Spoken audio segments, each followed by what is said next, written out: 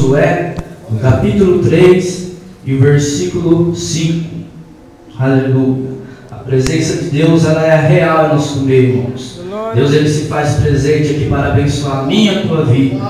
Eu não sei se você crê nesse Deus a qual eu vou pregar aqui nesta noite, mas eu tenho por certo que se você crê, a glória de Deus vai se manifestar na tua vida nesta noite, no nome de Jesus. Aleluia. Todos encontraram? Josué, capítulo 3, versículo 5. Quantos encontraram? Diga amém. Aleluia. Aqueles que não encontraram, diga misericórdia. Aleluia. Diz a palavra do Senhor. Disse-lhe Josué também ao povo: santificai-vos, porque amanhã fará o Senhor maravilhas no meio de vós. A igreja juntamente comigo, amém? Com a nossa voz. Disse-lhe Josué também ao povo: santificai-vos, porque amanhã fará o Senhor maravilhas no meio de vós. A igreja pode se assentar, glorificando e exaltando o nome do Senhor nesta noite. Aleluia.